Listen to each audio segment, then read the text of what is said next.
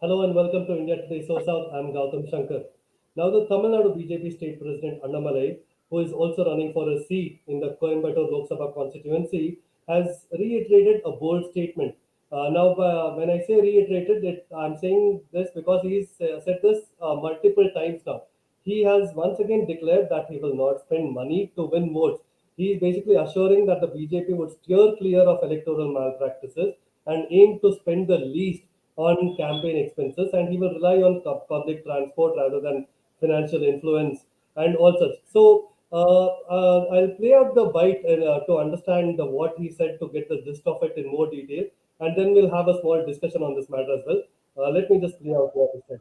அண்ணே, நான் இந்த முறை பிரஸ்ஸுக்கிட்ட ஓப்பனாக நான் ஒரு டிபேட்டாகவே வச்சு நான் நிற்கிறேங்கண்ணா.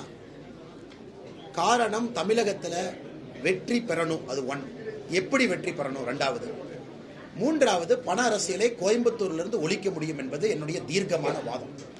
கோயம்புத்தூர் மக்கள் முழு தமிழ்நாட்டுக்கும் வழிகாட்டுவார்கள். ஜூன் 4ஆம் தேதி பண அரசியல் என்கின்ற பேய் கோயம்புத்தூர்லேருந்து ஓட்டப்படும்.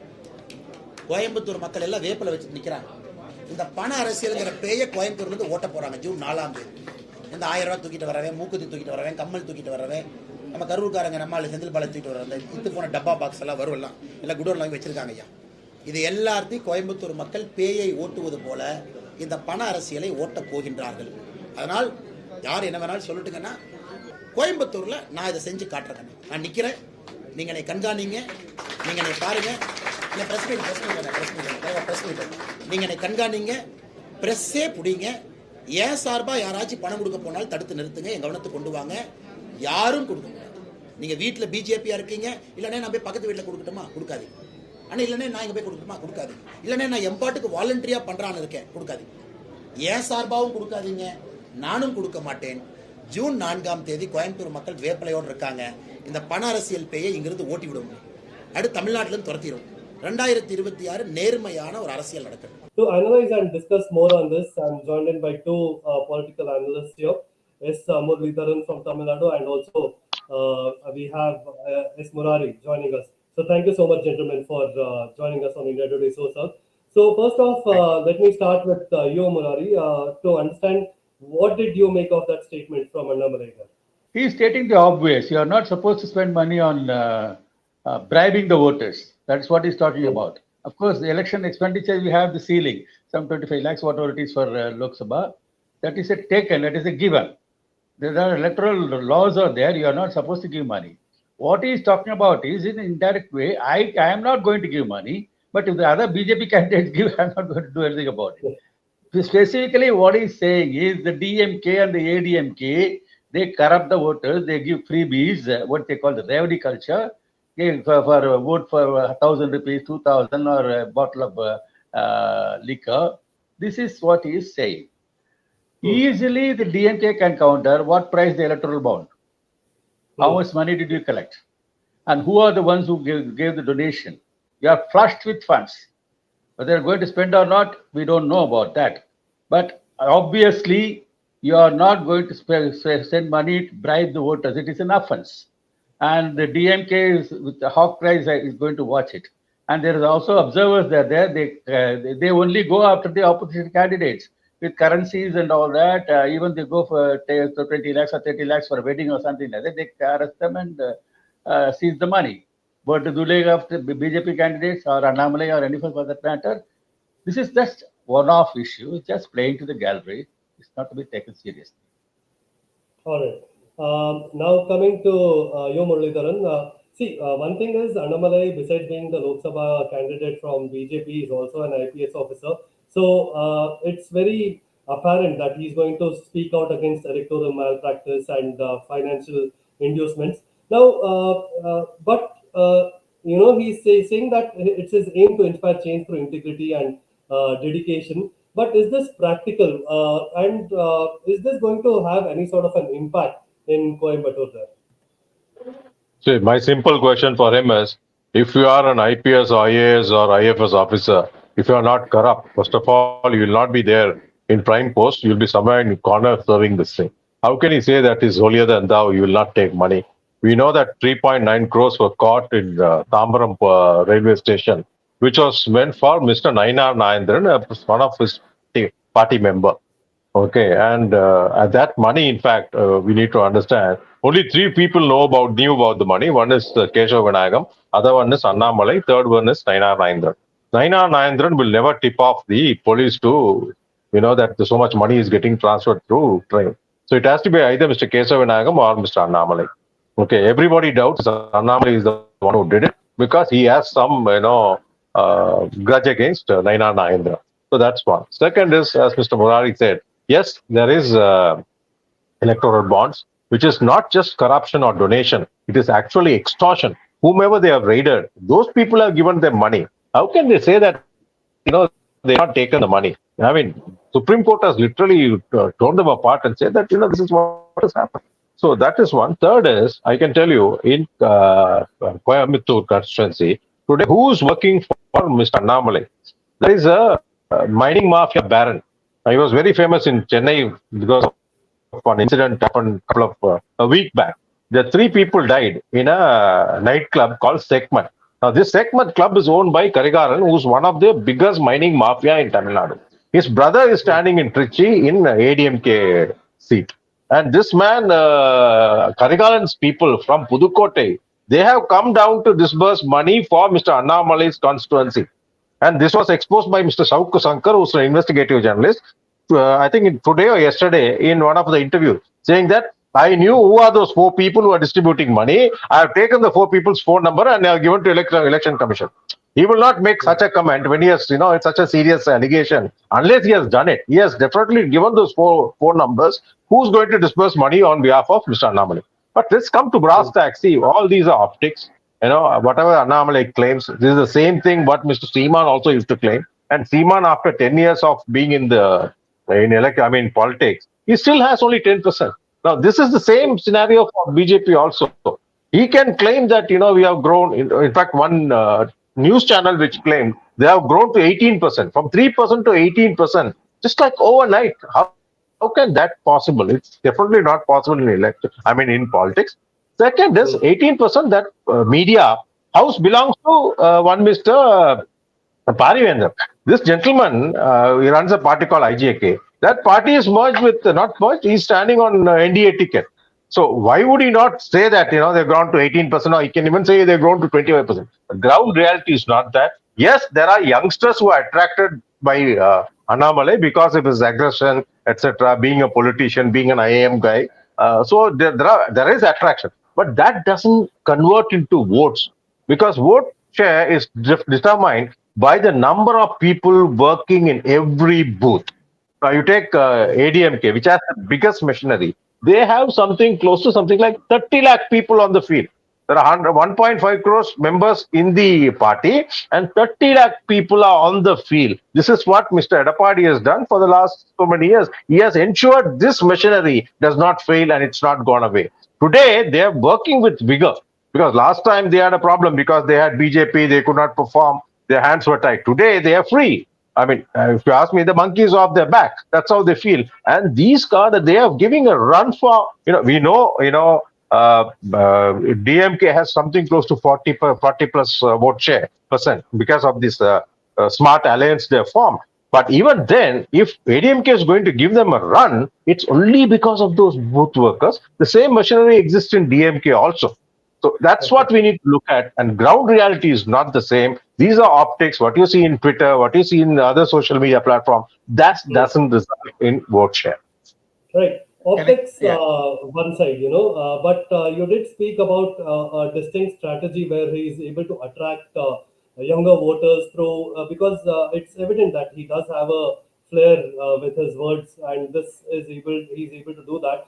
And these are issues when he says that I'm going to steer clear of malpractices, I will not be spending any money. And the BJP has employed a number of tactics over the course of just the last 1 month itself to try and make some headway in Tamil Nadu. So, what do you make of this in terms of his ability to attract voters? Murari, what would you like to say on that? No, Mr. Muralidharan has covered a lot of points. On only one point, I have a slight disagreement with him. Yes, both the DMK and the ADMK are Karl Marx parties. The charge against the BJP is they don't have people, candidates to field. for all the 234 constituencies in Assembly or even 40 seats in the Lok Sabha. They're going it alone virtually. There are no allies there. There is a three-corner contest here. DMK on the one side, ADMK on the third side, second side, and the BJP has very minor allies. PMK is the only one which has some cadre base. Others don't have any cadres. For the name's sake, they have that. All right, if you talk about money power, what about Naina? First, you mentioned Naina Mahendran was a former. He's a BJP man. He was from the ADMK, and he's not still a BJP. He's talking about internal tussle between Nagendran and Annamalai in the BJP. That's what he's trying to say. Yes, there are others also who have been facing corruption charges. Raghavan, one of the front-rank writers, who was caught on a camera on a sex scandal and he resigned. There's a lot of internal politics in the BJP. Let's not go into it. The main issue is he is attacking the BJP and the ADMK, saying that as far as the ADMK is concerned, yes, the ADMK is not talking about Modi at all. It's taking like an assembly election. It's a parliament election. Who is going to rule India for the next 5 years? Modi or somebody else? Or Rahul Gandhi, whoever it is. He's not talking about it. Doesn't talk about Modi at all. And Stalin, point by point, he says, you are a proxy of the Modi, ADMK. All have been BJP. They've all along been supporting Modi on critical issues like CAA, 3 farm laws. And so even if anybody votes for Modi, ADMK, it will be a transferred vote to BJP. That's why they don't attack each other. BJP and the ADMK, they don't attack each other. They are attacking the DMK as if it's a state election. Of course, you can say DMK is part of a Congress alliance. Congress has done all this wrong. That is fixed a national issue, not this local issue. They are localizing it. That won't cut ice.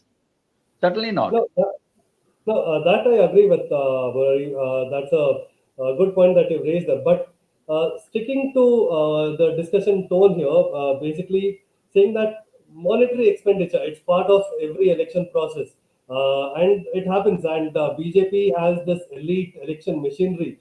And how will Annamalai be able to pull this off without any spending? So we can say that I'm not going to spend anything personally. Is that sort of Western words that you're observing there in what he said? No, there is a difference. Sorry, can I come in? There is a difference between the candidate spending and the party spending on behalf of the candidate. There is no ceiling on party spending on the candidate. The ceiling is only on the candidate, the ceiling. So even if it doesn't, then BJP is the richest party in the country. It can spend lakhs and lakhs and crores on any candidate they want. So this is just a humbug to say that he will not. He didn't have to spend because he represents a rich party who's flushed with funds. So that is the only point. Second point is, what has he said about what Modi has done? What the DMK has failed to do? What is Congress stand? What is the Stalin's India alliance? You can say it's a khichdi. We don't know who is the prime minister. We have prime minister candidate. He has done that. And DMK, what is done? What is this guarantee talking about? You about gas cylinder, then diesel prices, petrol prices have all increased. This is the guarantee that you are given. In 10 years, you said to create 1 crore job, 2 crore job. Where are the jobs gone? All concrete issues which were used, they cannot answer. DMK is going, counterblast is very effective. And religious polarization won't hurt here. All right. So, talking about narratives here, Muralidharan, the BJP has been trying a lot. If you see Annamalai, he started with the DMK files, then the BJP raked up the Kachativo issue, and now we also have Annamalai saying, I'm not going to spend money. What do you make of the BJP's overall strategy here coming into Tamil Nadu politics? Do you see it as a little bit of a pot boiler in a sense, where it has tried a little bit of everything, or do you see them having a distinct strategy in trying to make inroads in Tamil Nadu? Okay, I start with small information to Murari sir here. In fact, Edappadi started attacking Modi from yesterday after that roadshow in T Nagar. And that's for information, sir. And he has taken a good stand, and he has in fact spoken about what is that you're talking about development. This is the number 2 state in the country, and we have enough developments here. And this is not a topic for Mr. Modi to come here and pitch for. So keeping that aside, coming to the BJP strategy, BJP does not have a strategy. They're totally confused. In fact, I don't know whether you realize, ever since Mr. Annamalai was asked to stand for this election, okay, that was told by the Modi ji, and ever since he's panicked. His communication towards the media or the press meets everything is going, haywire. And he is using words which are like sometimes unparliamentary, and he is insulting, other netas.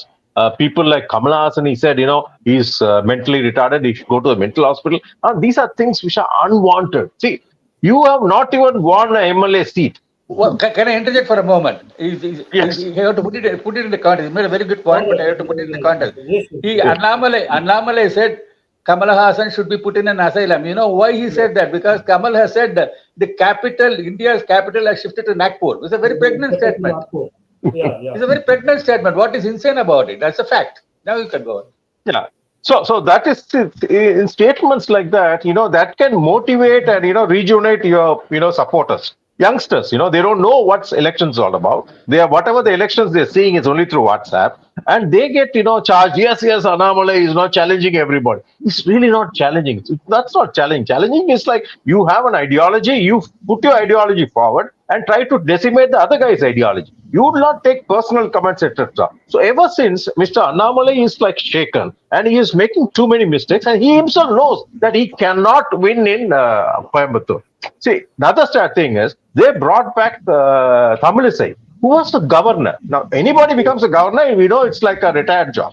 Retirement, they're home. After that, nobody will take, come back to politics. Like you take L. Murugan, who was Minister for Home and Minister for State, sorry. And he has come back, he has given up that post and he's come back. Then Mr. Ponnar, who was also in retirement. So they actually, Mr. Murari said, forget 234 constituencies for the assembly election. Even for these 40 people, for these 39 people for the Lok Sabha, they don't have people. They don't have faces.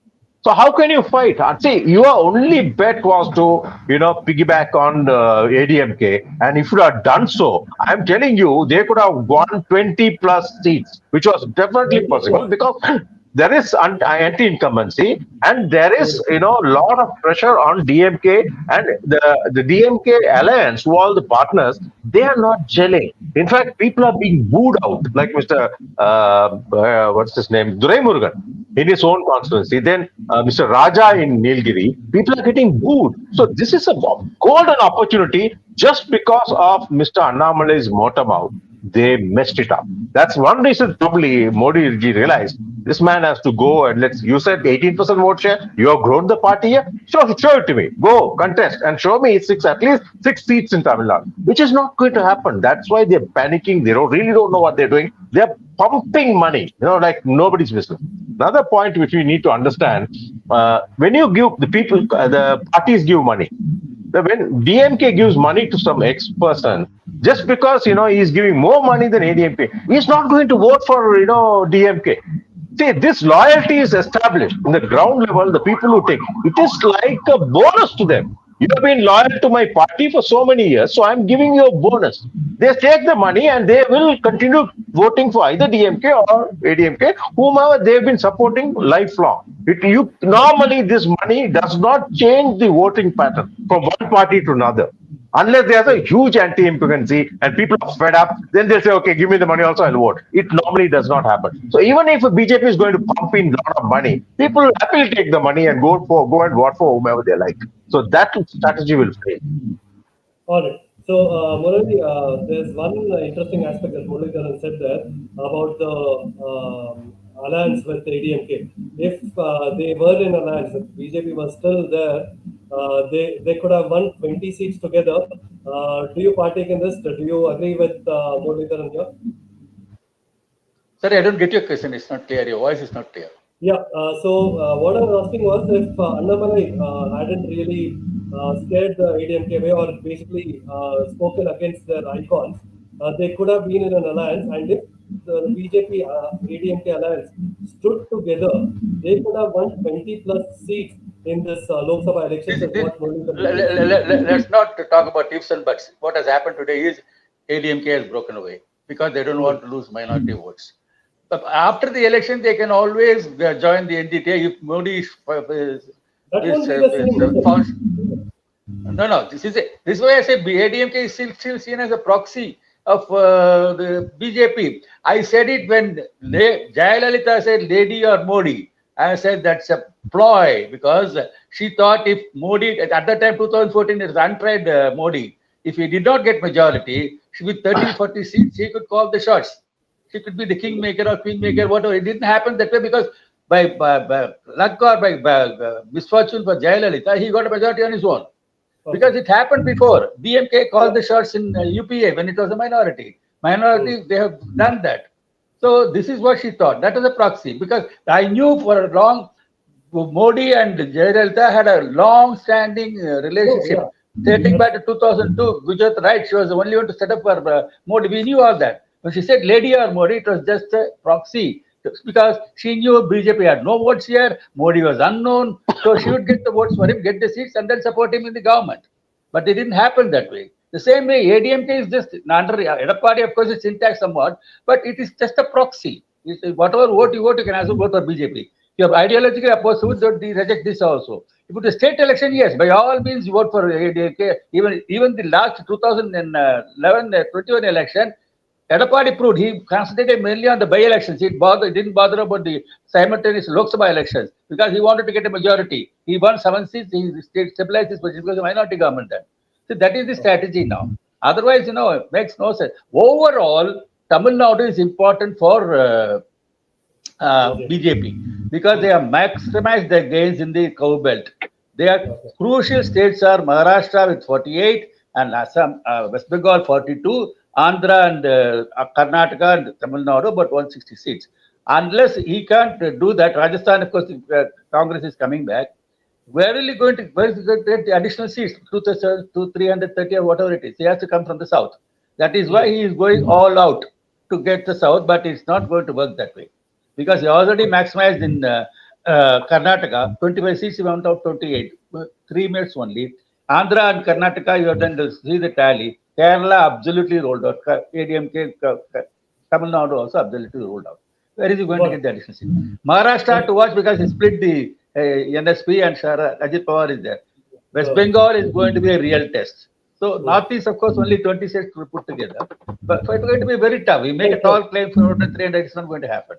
That's why South is tomorrow. Tamil Nadu is very important for us. That's what I'm saying. Absolutely. Muralidharan, you just wanted to make a counter there. Yeah, I just want to say one thing. When he said it's a proxy, ADMK is a proxy for BJP. No, so some little bit of inside information I'll tell you. The BJP was extremely desperate to reach out to ADMK. They somehow wanted it, and the kind of bullying they can do. They already have ED and IT after few ministers, ex-ministers of ADMK, and they had so much pressure.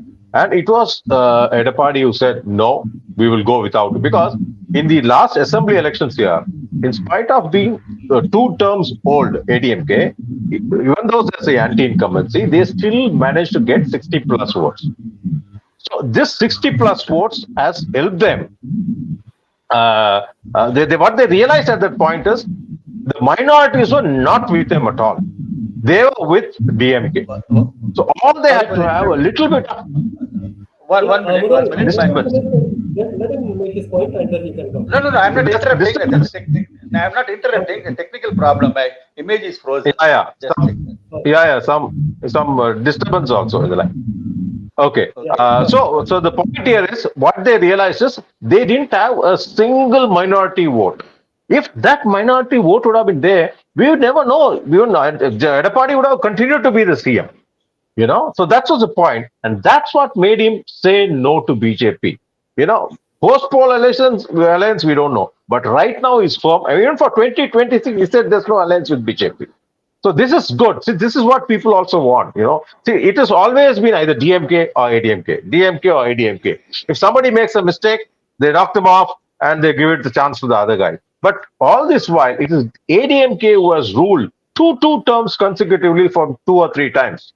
Say, for in the 50 years of post-independence, let's say 32 years plus is what the ADMK has ruled. Only 20 odd years is what DMK has ruled. So ADMK has that power, everything, and the minorities were with him. So today, there's a good possibility the minorities are going to go back to ADMK and they're going to become strong.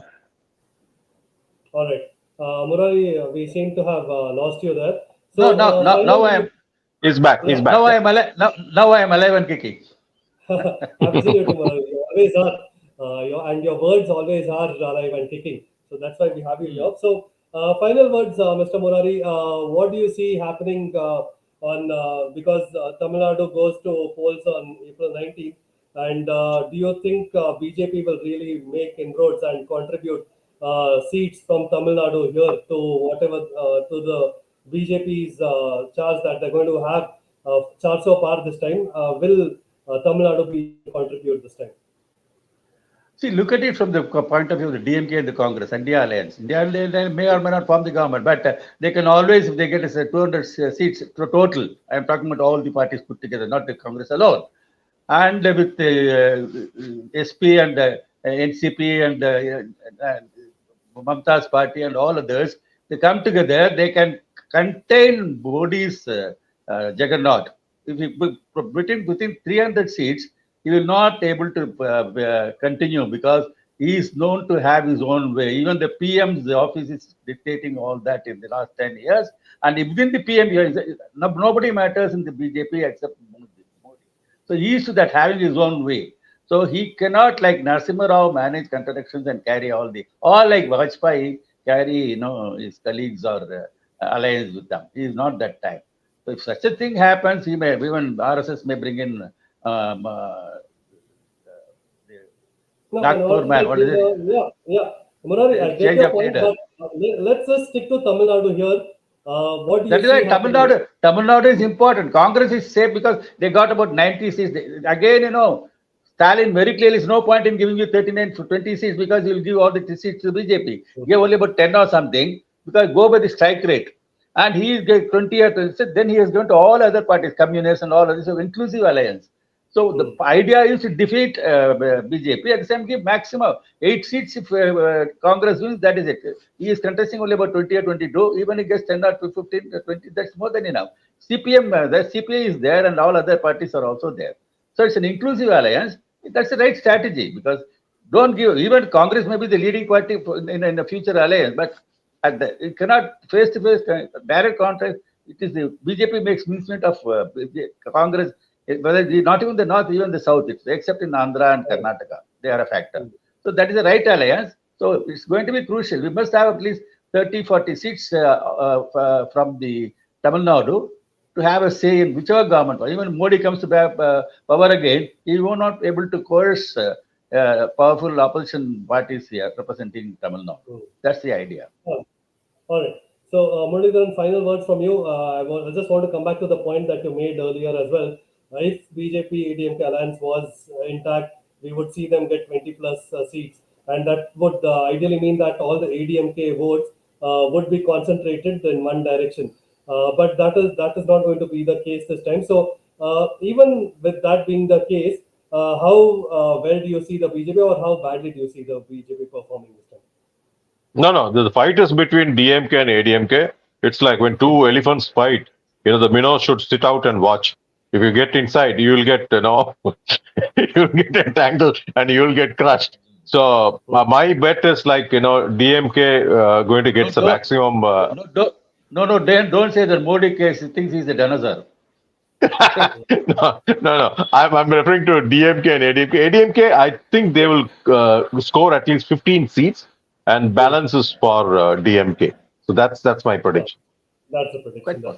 So thank you, gentlemen, for joining us with all your words on India Today SoSouth. We will, of course, know on June 4th when the election results are out what is exactly going to be the electoral landscape in Tamil Nadu. Thank you so much for joining us today. Thank you, Gautam. Thanks. Bye-bye. Thank you.